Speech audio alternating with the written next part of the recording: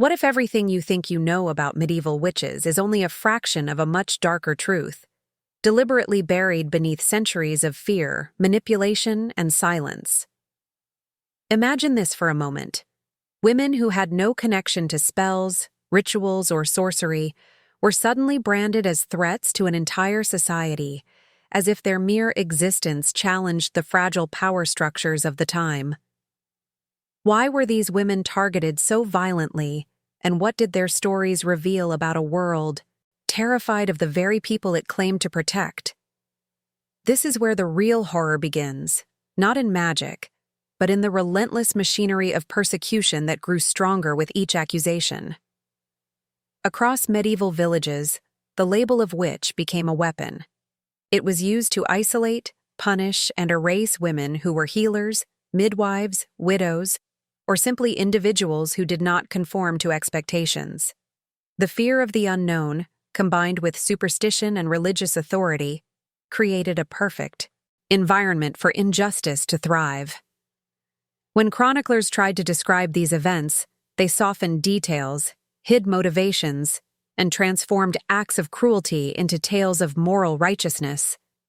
But beneath these official stories lay a truth too shocking for even some inquisitors to admit openly. What made the situation even more disturbing was the calculated way fear spread. Rumors turned into accusations turned into interrogations, and interrogations became a stage for unimaginable suffering. Anyone could be next. A neighbor with a grudge, a husband seeking control, a local authority wanting obedience, all could trigger the start of a nightmare. The machinery of persecution did not require evidence. It demanded victims. Women who once lived quiet, ordinary lives suddenly faced interrogators whose power over them was absolute. And yet, those same inquisitors often recorded their shock at what they witnessed, not because the women were guilty, but because the violence used against them eclipsed all sense of justice. As we begin to uncover what truly happened behind closed doors, it becomes impossible not to wonder how many lives were destroyed, how many stories erased, and how many truths rewritten to fit the narrative of power. You may even find yourself remembering moments when someone was unfairly judged in your own world, because patterns of persecution rarely disappear. They simply change their shape. If parts of this feel strangely familiar, you are not alone. You already sense that the story we are entering goes far beyond the surface and reveals uncomfortable layers that history tried to hide. You might have gone through situations where silence spoke louder than truth, or where fear shaped decisions that changed everything. Before we move deeper into this hidden reality, tell me in the comments if you have ever felt the weight of an unfair judgment or witnessed someone being labeled without evidence, because understanding this content becomes even more powerful when we connect it to real experiences. Leave your like and make sure you are subscribed to the channel, because what you will uncover next may challenge everything you thought you understood about medieval persecution, and we are only just beginning to reveal it. From the moment accusations began to spread, it became clear that medieval witch hunts did not emerge from isolated fears or spontaneous superstition. They followed patterns, and these patterns reveal more about society than any confession ever written under torture. When we look closely at how the first systematic accusations were formed, we start to see that certain women were chosen long before anyone uttered the word witch. Their fate was often sealed by circumstances they could not control, such as their social position, marital status, personality, or simply the way they carried themselves in daily life. It was not about magic. It was about vulnerability. Many of the earliest targets were women who lived at the margins of traditional structures. Widows, for example, lacked the protection of a male figure, and their independence was viewed with suspicion. Midwives and healers, despite serving their communities, possessed knowledge that religious authorities could not easily regulate, especially knowledge about childbirth, herbs, and remedies. Even women with strong personalities, who spoke too freely or refused to follow expected norms, could be marked as dangerous simply because they disrupted the image of obedience valued by the medieval order. Once a community identified a woman as different, the path toward accusation became frighteningly simple. A failed harvest, a sick child, a sudden illness, or even a dispute between neighbors could be enough to redirect collective frustration toward a single individual. The idea of witchcraft functioned as a convenient explanation for misfortune, allowing communities to blame a person rather than confront deeper problems. This dynamic created a distorted sense of control, as if removing the suspected witch would restore harmony. In reality, it only fueled a growing cycle of fear and violence. Local authorities quickly realized the political usefulness of these accusations. By allowing or encouraging witchcraft trials, they reinforced their own authority. It was easier to exert control over a frightened population than a confident one. Each accusation confirmed the power of those who initiated the process, and each public punishment served as a reminder of the consequences of defiance. Religious leaders, too, found opportunity in this chaos. By framing accusations as spiritual battles between good and evil, they strengthened their influence and justified their interventions in private life. But beneath all these layers of fear, manipulation, and superstition, one question lingers. Why did these specific women become symbols of danger in the medieval imagination? The answer lies in a society that feared change, ambiguity, and autonomy. Women who lived outside the prescribed roles threatened a fragile system that depended on strict order. This was not just a hunt for witches, it was a hunt for control.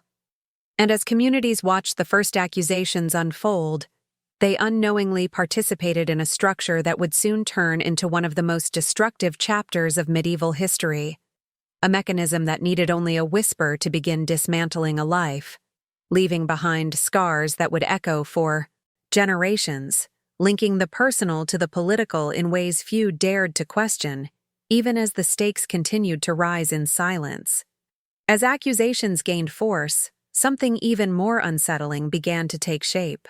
The transformation of collective fear into a powerful political and religious instrument.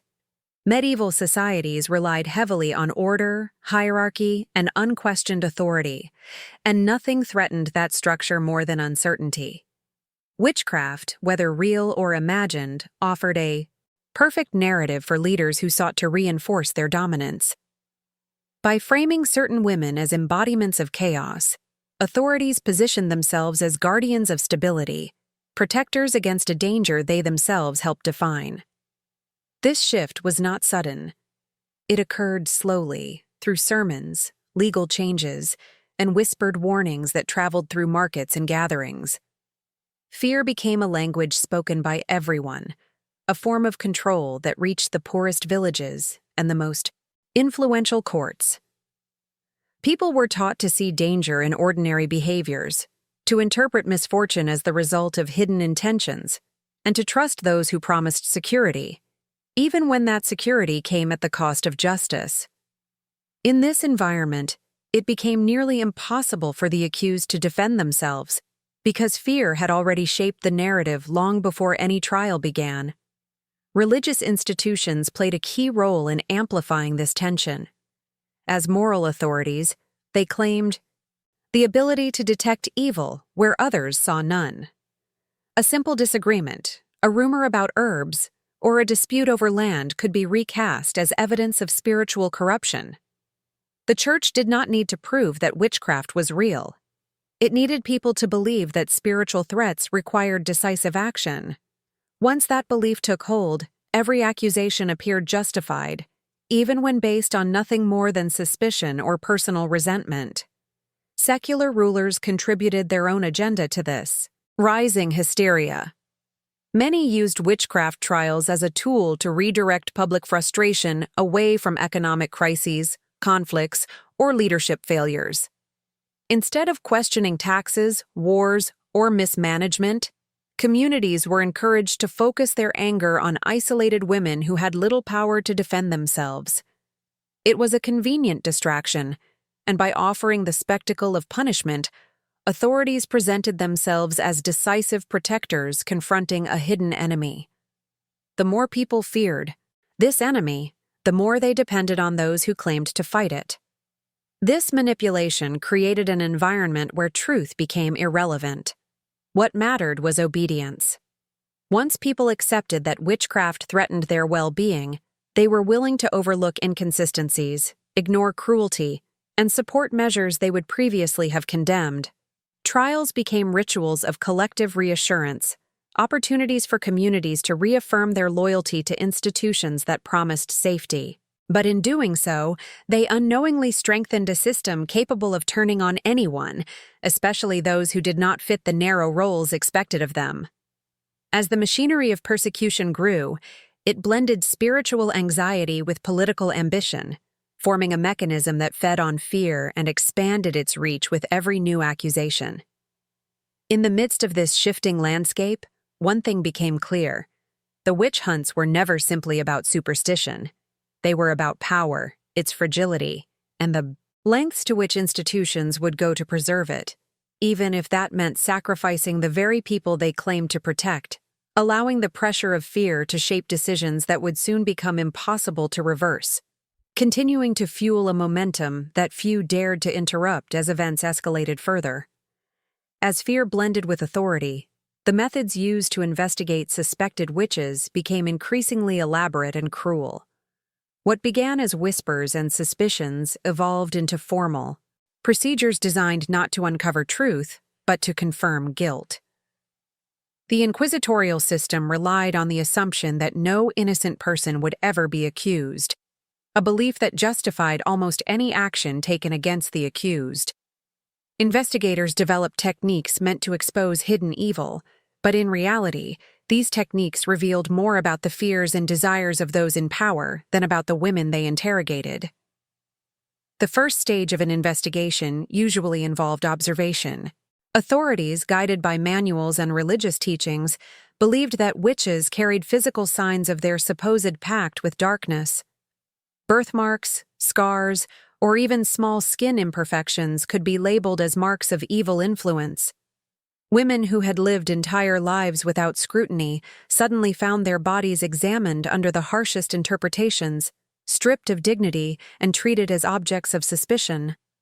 Villagers who once saw them as neighbors now stared with fear, searching for proof that often already existed in their imagination. Once suspicion hardened into a formal accusation, the interrogations began. These sessions were not genuine attempts to discover truth. They were carefully orchestrated events designed to extract confessions, regardless of whether those confessions reflected reality. Questions were shaped in ways that trapped the accused, forcing them into contradictions no matter how they responded. Silence could be read as guilt, denial as deceit, and confusion as evidence of supernatural manipulation. The structure of interrogation eliminated any possibility of fairness, ensuring that once a woman entered the process, escape was almost impossible. Witness testimony played a significant role, although most testimonies would never be accepted under ordinary legal standards. Children, rivals, disgruntled neighbors, or people seeking revenge often became star witnesses, their words amplified by the urgency of fear. Emotional stories replaced verifiable facts, creating a narrative that observers found easier to believe than the simple truth that many accusations were baseless. Inquisitors often noted details that fit preconceived ideas, ignoring anything that challenged their expectations. It was a system built to validate its own fears. The most disturbing aspect of these investigations was the blend of ritual and performance. Authorities treated the process as a spiritual battle, presenting themselves as defenders of moral order confronting an invisible enemy. Public readings of accusations, symbolic objects, and ominous warnings created an atmosphere where the accused stood alone against the weight of religious and political power. The goal was not just to determine guilt, but to reinforce a message. Those who strayed from prescribed norms could face the full force of institutional suspicion. By the time the accused reached the final stages of investigation, The community often viewed them as guilty long before any trial occurred. Fear had done its work. The procedures, the testimonies, and the interrogations built a narrative so strong that even the accused sometimes doubted their own memories. This transformation of investigation into conviction shows how powerful the machinery of persecution had become, tightening its grip as it moved toward the next stage of brutality, shaping events that would escalate beyond the boundaries of logic or compassion. If any part of this makes you reflect on how easily suspicion can be turned into certainty, tell me in the comments what moment of this process struck you the most and which detail reveals the deepest injustice in your view. As investigations intensified, the transition from interrogation to public punishment became a chilling reflection of how deeply fear had shaped medieval society. Once a woman was declared guilty, even before a formal sentence, the community prepared itself for rituals meant not only to punish, but to humiliate. These spectacles served multiple purposes. They reinforced authority, satisfied collective anxiety, and transformed private suffering into public reassurance. For many people, witnessing the downfall of an accused witch offered a temporary sense of relief, as if her humiliation somehow protected them from the chaos they believed surrounded their world. These rituals began long before the moment of execution. Women accused of witchcraft were often paraded through the streets, forced to walk while bound or publicly, displayed in places where crowds gathered. Their clothing was torn, their hair cut or shaven, and their names shouted by heralds who recited the accusations as if delivering irrefutable truth. Neighbors who once greeted them with familiarity now stared with a mix of fear, fascination, and judgment. This transformation from person to symbol, someone stripped not only of rights, but of identity, was central to the ritual itself. Even those awaiting trial or final judgment were subjected to forms of humiliation designed to weaken their resolve. Locked in cages, confined in stocks, or chained in public squares, they became living warnings. People approached them with curses, food scraps, or stones, believing they were participating in a moral duty. Children learned early that these displays represented acceptable cruelty, shaping generations who would later support the continuation of such practices without questioning their origins. The psychological impact on the accused was devastating. As they watched the community they once belonged to transform into an audience eager for their suffering. These rituals also functioned as tools of control. By publicly degrading the accused, authorities reinforced the message that stepping outside prescribed norms carried unimaginable consequences. The spectacle created a clear boundary. Obedience meant safety. Disobedience meant ruin.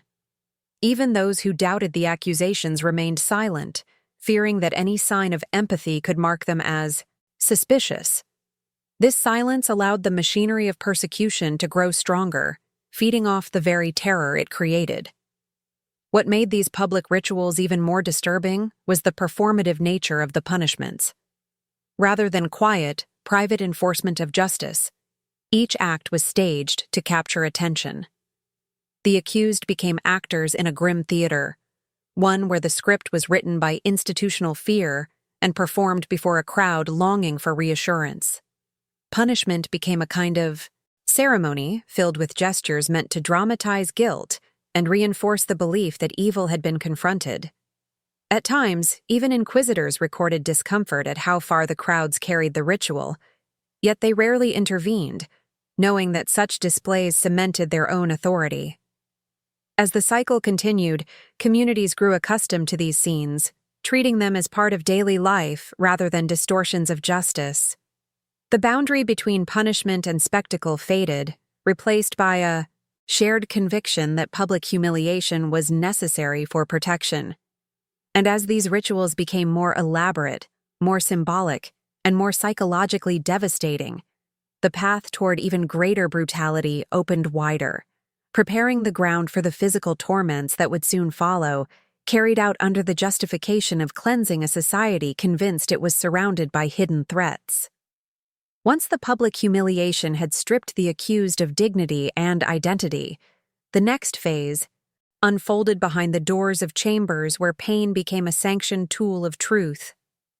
Medieval authorities believed that confession was the ultimate proof of guilt, and anything short of absolute admission was seen as deception.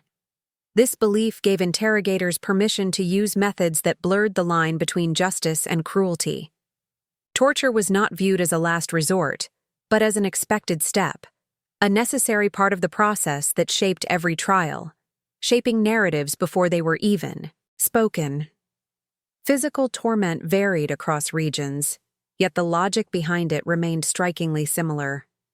Devices such as the strappato, where a woman's arms were tied behind her back and she was suspended until her joints strained or dislocated, were justified as instruments meant to free the truth trapped within the soul.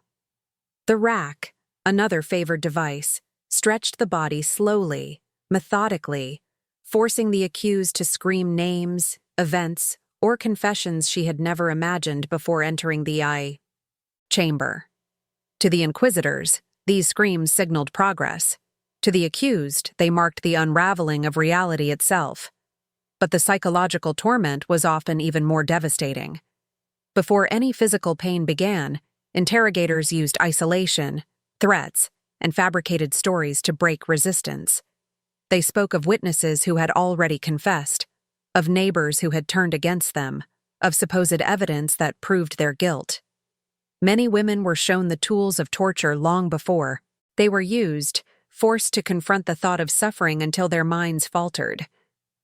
Sleep deprivation, darkness, and manipulation played their part, creating an environment where clarity dissolved into terror. Confessions extracted under these conditions were rarely coherent, yet they were accepted as absolute truth. Interrogators guided the accused with leading questions, reinforcing narratives they already believed. If the woman hesitated, the pain continued. If she denied accusations, the pressure increased. Eventually, most confessed not because they were guilty, but because their minds could no longer distinguish between survival and surrender. Some invented elaborate stories simply to make the torment stop, repeating words fed to them by those who demanded answers. The tragic irony was that these confessions, born of agony, were later used to justify the entire system. Authorities pointed to the statements as evidence that witchcraft was real, failing to acknowledge that confession under torture proved nothing except the capacity of fear to reshape the human will. This cycle created an unbreakable loop. Torture produced confession reinforced belief, and belief demanded more torture. Even more disturbing was how easily communities accepted this process. Most never saw what happened inside the chambers, yet they trusted the outcomes without question. The whispered accounts of pain rarely reached the public, and when they did, they were dismissed as exaggerations. The secrecy surrounding torture allowed it to thrive, hidden behind the language of duty, morality, and spiritual warfare. In this concealed world, suffering became a form of performance, enacted for the sake of an authority convinced that order could only be maintained by forcing truth through force. As these tortures became normalized within the judicial system, each act fed the growing belief that harsh measures were necessary to protect the community.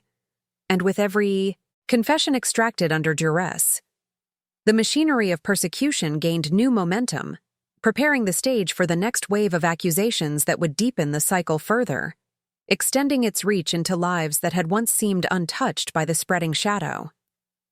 By the time torture and forced confessions had become routine, something even more dangerous began to spread through towns and villages, a kind of collective hysteria that no longer needed direct orders from above to function. Fear had become self-sustaining. Once people were convinced that witches were hidden among them, every unexplained event, every personal conflict, and every misfortune seemed to confirm the threat. Suspicion moved faster than facts, and rumors traveled farther than any official decree. Entire communities started to behave as if danger was everywhere, and trust was a luxury no one could afford. It did not take much to ignite a wave of panic. A child falling ill, cattle dying unexpectedly, a storm, destroying crops, or a disease moving through a village could all become fuel for new accusations. Instead of asking why these events occurred, people asked who was responsible. The idea that invisible forces were at work created a narrative that demanded human enemies, and women who already stood on fragile ground were the easiest targets. A harsh word spoken years earlier, a disagreement over property, or a simple difference in personality could suddenly be reinterpreted as evidence of hidden malice. What made this hysteria so effective was its ability to adapt to local fears. In one region, the focus might be on midwives and healers. In another, on older widows or isolated women with few allies. Stories circulated, often exaggerated with each retelling, about secret gatherings, curses, nocturnal visits, and unexplainable occurrences. Manuals and sermons provided a framework for identifying supposed signs of witchcraft, giving people a vocabulary to describe their anxieties. Once learned, these ideas became part of everyday conversation, shaping how people interpreted even the smallest details of life. Authorities often acted as both cause and consequence of this fear. Inquisitors and local judges responded to growing anxiety by launching new rounds of investigations, believing or claiming that they were protecting the population. But each trial, each execution, and each public humiliation reinforced the idea that the threat was real and persistent. The more people saw women punished as witches, the more they believed witches were everywhere. The system sustained itself through a closed loop. Fear demanded action, action produced spectacles, and those spectacles generated even more fear. Within this environment, safety became an illusion. Any woman, regardless of background, could wake up one day to find her name on the lips of neighbors who refused to look her in the eye. Families began to distance themselves from those under suspicion, not because they believed the accusations, but because association itself could become dangerous. Silence was mistaken for guilt, and defense sounded like complicity. The space for doubt shrank until it almost disappeared, leaving behind a narrow path where survival meant accepting what everyone pretended not to question. In this atmosphere of escalating panic, the line between reality and imagination blurred. People began to see patterns where none existed, connecting unrelated events into stories that confirmed their worst fears. Communities that once depended on cooperation and mutual support were quietly transformed into networks of surveillance, where every gesture could be misread and every misfortune blamed on an invisible enemy walking in plain sight, pushing the climate of persecution into a phase where no one could be entirely certain who might be taken next, or how far the spiral of accusation would continue to descend. If any part of this description of collective hysteria reminds you of situations where fear spread faster than truth, share your thoughts in the comments and tell me what detail made you see the pattern most clearly. As hysteria tightened its grip on medieval communities, the role of authorities became even more central in transforming fear into institutional power. What had once been scattered accusations rooted in local conflict evolved into coordinated efforts backed by both secular and religious leadership. Laws were rewritten, procedures standardized, and entire networks of officials mobilized to handle the growing wave of accusations. Witchcraft was no longer seen as a rare act of individual wickedness. It was framed as a widespread threat requiring organized response. This shift gave authorities unprecedented influence over daily life, allowing them to reach into homes, disputes, and private conversations with little resistance. Religious leaders played one of the most influential roles in this expansion. Driven by a belief that spiritual corruption weakened society, they urged magistrates and rulers to take harsher measures. Sermons painted witches as soldiers of darkness working to undermine the moral fabric of their communities.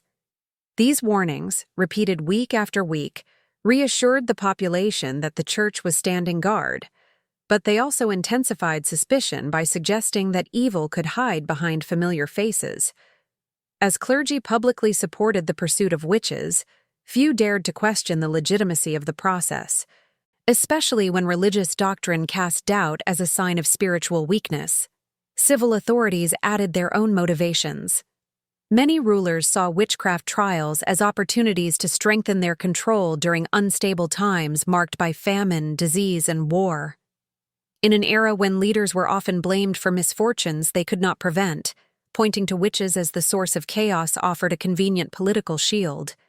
By appearing decisive, they protected their legitimacy and redirected frustration toward individuals who lacked the power to defend themselves. Punishing suspected witches demonstrated authority, order, and strength, even when these punishments hid deeper problems affecting entire regions. Legal systems adapted quickly to match the urgency projected by leaders. Courts lowered the standards of evidence needed for conviction, allowing hearsay, contradictions, and even dreams to be considered valid testimony. Manuals distributed to judges and inquisitors included detailed instructions on how to identify witches, interrogate suspects, and interpret confessions. These texts gave the appearance of expertise, masking the reality that the methods they described were rooted more in belief than in logic. The uniformity created by such manuals ensured that the same assumptions traveled from village to village, spreading the same dangerous logic wherever they went. This institutional backing transformed witch hunts from occasional tragedies into systematic persecution. Communities no longer acted alone. They operated within a structure that validated suspicion and rewarded compliance. Those who assisted investigations gained favor, while those who hesitated risked drawing attention to themselves. Even local officials who privately doubted the accusations felt pressure to participate, fearing the consequences of being labeled sympathetic to witches. As the machinery of persecution expanded, personal beliefs became irrelevant. What mattered was obedience to a system that demanded constant vigilance. The alliance between civil and religious authorities created a force far stronger than individual fears. It established a climate where violence could be justified under the guise of protection, and where the suffering of the accused was presented as necessary for the survival of the community.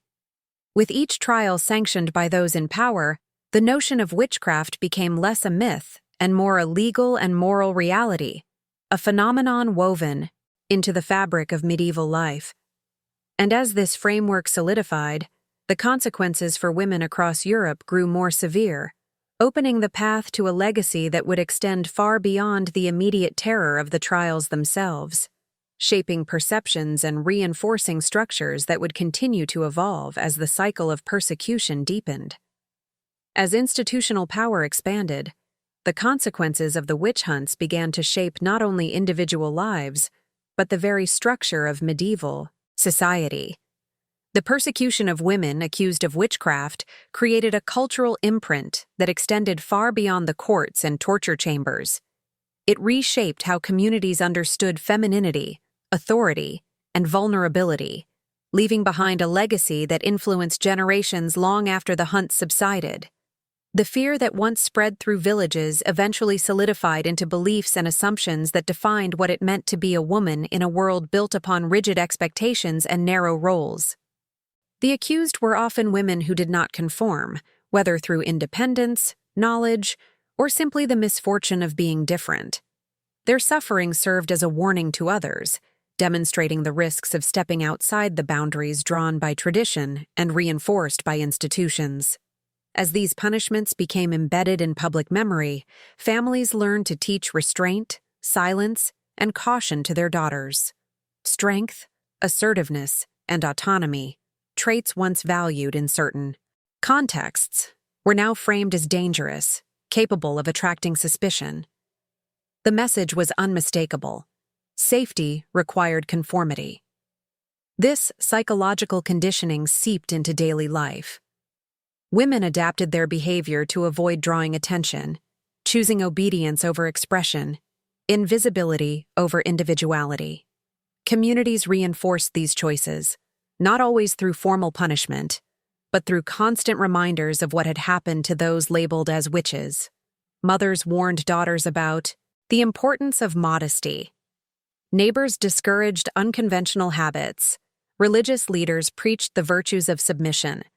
These attitudes, repeated over centuries, built a cultural environment where fear and compliance became intertwined.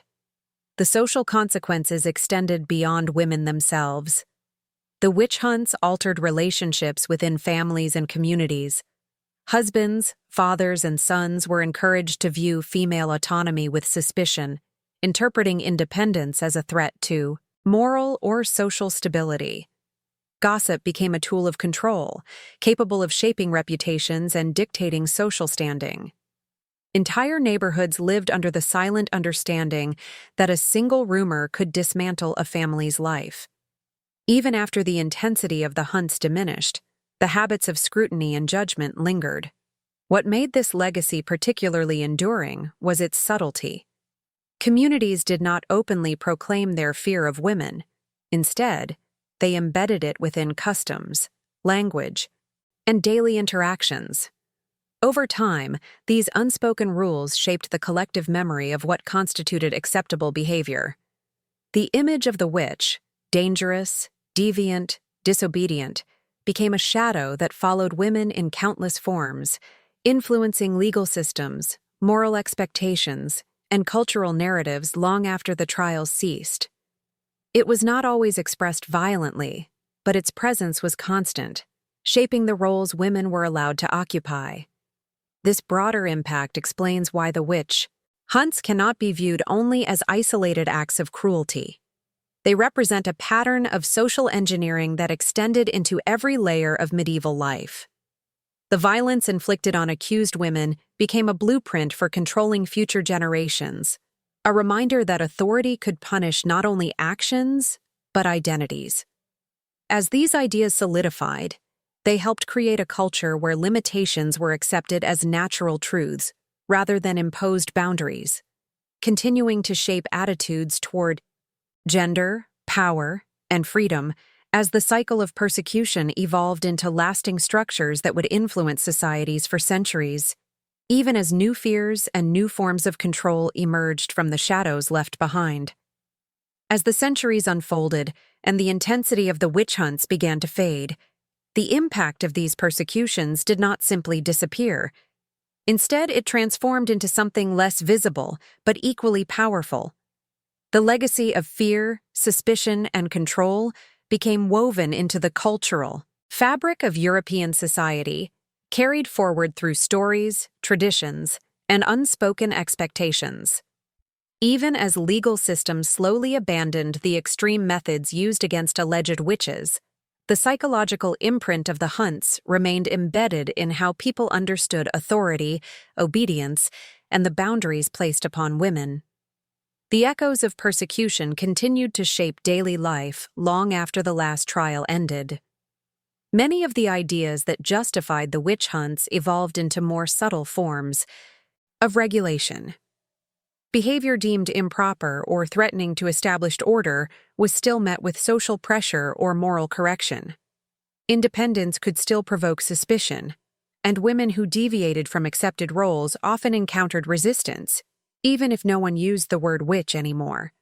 Communities learned to enforce conformity without the spectacle of trials or public humiliations. A raised eyebrow, a whispered conversation, or a quiet warning could replace the formal accusations of previous centuries, yet the effect on those targeted was often similar. Silence became a form of survival, and restraint a shield. In this environment, the historical image of the witch shifted from an accused criminal to a symbolic figure representing everything society once tried to suppress. She became a reminder of the countless women whose lives were reshaped or destroyed by a system that feared their autonomy.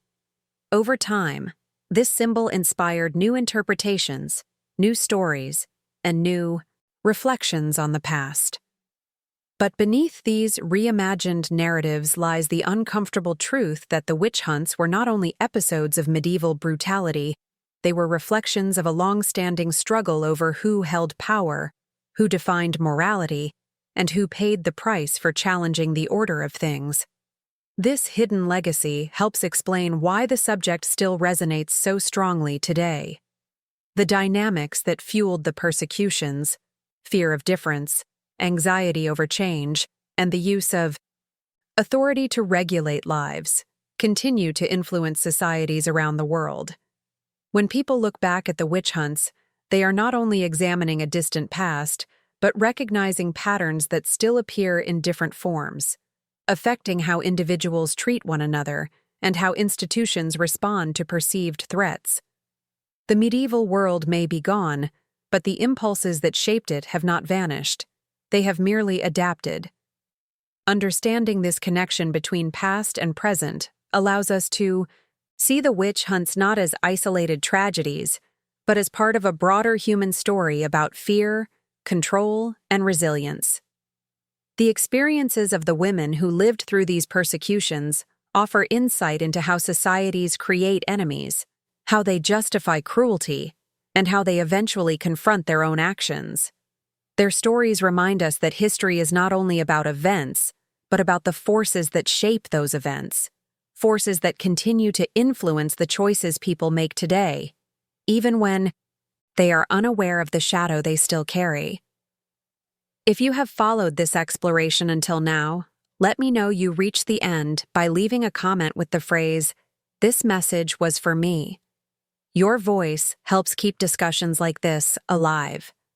And if the reflections in this story brought you new insight or helped you see familiar patterns from a different angle, consider subscribing to the channel so you can continue exploring these hidden histories with us. A like on this video also helps more people discover these narratives and understand their deeper meaning.